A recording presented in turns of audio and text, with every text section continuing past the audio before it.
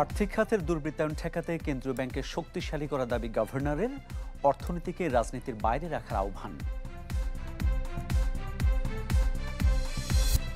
এক বছরে ব্যাংক খাতে সুশাসন ফিরলেও আস্থার ঘাটতিতে গ্রাহকরা, কাঙ্ক্ষিত গতি নেই বিনিয়োগ কর্মসংস্থানে।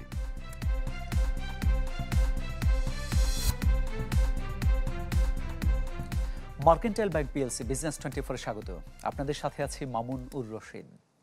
শুরুতেই অন্তর্বর্তী সরকারের এক বছর নিয়ে আমাদের বিশেষ আয়োজন।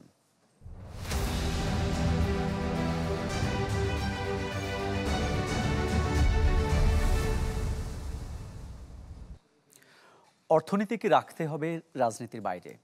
আর্থিক খাতে দুর্বৃত্তায়ন ঠেকাতে কেন্দ্রীয় ব্যাংকের স্বাধীন ও শক্তিশালী করার বিকল্প নেই।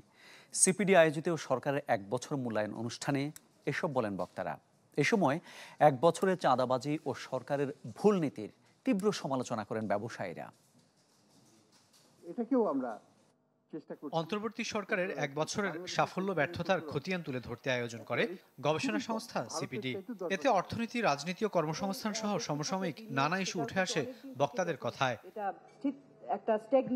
সামষ্টিক অর্থনৈতিক স্থিতিশীলতা ফিরিয়ে আনার প্রচেষ্টাকে সাধুবাদ জানান সিপিডির নির্বাহী পরিচালক। বলেন, চাপের মুখে দায়িত্ব নিয়ে সংকট সমাধানে কার্যকর উদ্যোগের চেষ্টা করছে সরকার। যদিও এলডিসি থেকে উত্তরণ, বাণিজ্য, বিনিয়োগ ও কর্মসংস্থান নিয়ে অস্বস্তির কথা জানান সংস্থার সম্মাননীয় ফেলো ডক্টর মোস্তাফিজুর রহমান।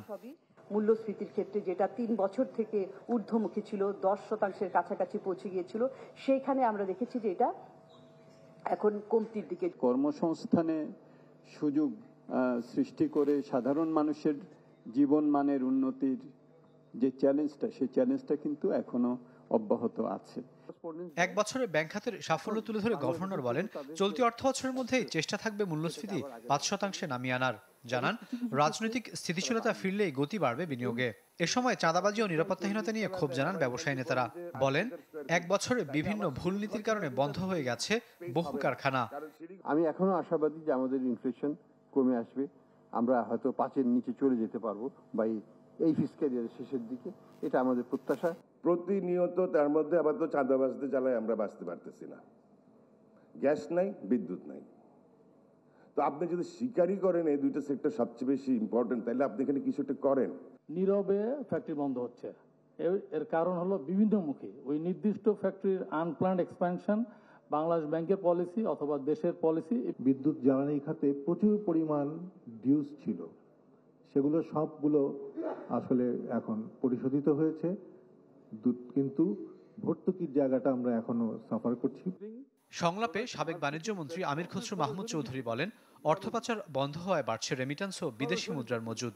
ওনার এই ফায়ার ফাইটিং এর মধ্যে আমি মনে করি অর্থনীতিতে স্টেবিলিটি আনার জন্য কিছু জায়গায় তো নিশ্চয় আমরা উন্নতি দেখেছি। মানি লন্ডারিং বন্ধ হওয়ার সাথে সাথে রেমিটেন্সের বাড়তে থাকবে। 24,000 কোটি টাকা একটা ব্যাংক থেকে। কোথাও শুনেছেন যে বাংলাদেশ ব্যাংকের মানে স্টেট ব্যাংকের গভর্নর পালিয়ে যায়? 3 জনকে পাওয়া যাচ্ছে না, ইনক্লুডিং গরিবের ব্যাংকার। রাকিব আল জাবেদ, চ্যানেল 24, ঢাকা। সেই জায়গাতে ন্যাশনাল গেল এক বছরে সংস্কার, সুশাসন ও স্থিতিশীলতার বিচারে এগিয়েছে ব্যাংক খাত, তবে পুরোপুরি ফেরেনি গ্রাহকের আস্থা। বিশেষজ্ঞরা মনে করেন, খাদের কিনারা থেকে টেনে তোলার ক্ষেত্রে মোটামুটি সফল নতুন গভর্নর। মাসুম মিয়ার প্রতিবেদন। যে কোনো দেশেই ব্যাংক ব্যবস্থা হলো অর্থনীতি কর্মকাণ্ডের প্রাণ, কিন্তু আওয়ামী লীগের 1.5 দশকে গুরুত্বপূর্ণ এই খাতকে বেছে নেওয়া হয় অনিয়ম, পাচার, লুটপাট আর স্বজনপ্রীতির প্রধান মাধ্যম হিসেবে।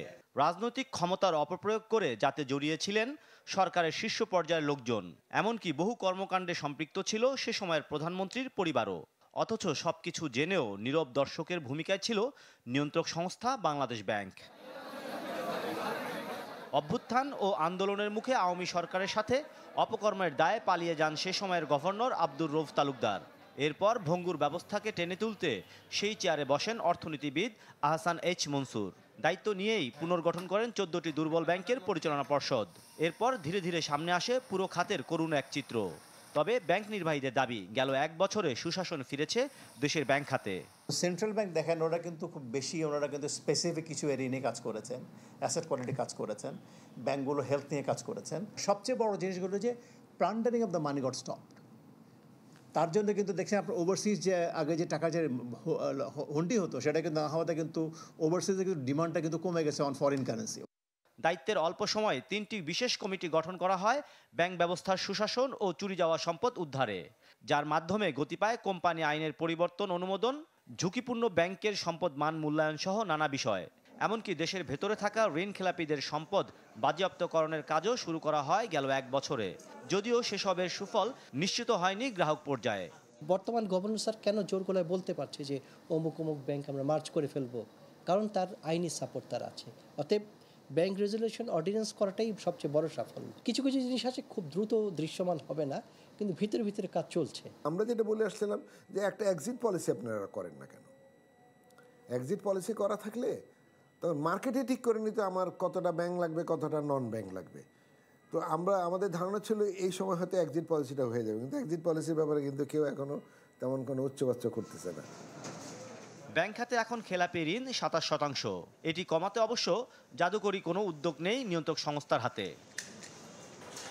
1 বছর পেরিয়ে গেলেও ব্যাংক লুটেরাদের বিরুদ্ধে এখনও দৃশ্যমান আইনি ব্যবস্থা নেওয়া হয়নি। নিয়ন্ত্রক সংস্থার অসাধু কর্মকর্তাদের বিরুদ্ধেও নেওয়া হয়নি ব্যবস্থা।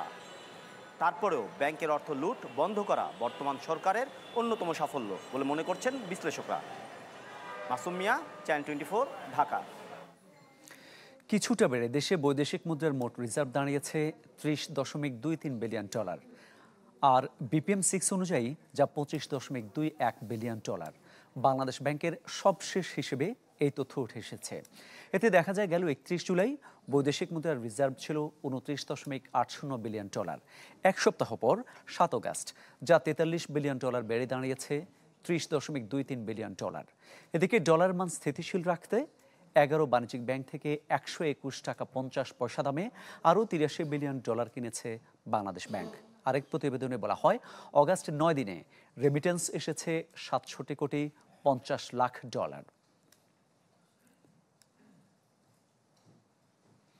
গেল 1 বছরে অন্তর্বর্তী সরকারের দৃষ্টি যতটা ছিল মূল্যস্ফীতি নিয়ন্ত্রণে, ততটা ছিল না বিনিয়োগ কর্মসংস্থানে।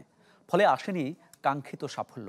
বিশ্লেষকদের মতে অন্তর্বর্তী সরকার উচিত তারুণের আকাঙ্ক্ষা পূরণে উদাহরণ রেখে যাওয়া। রাকিব হোসেনের রিপোর্ট।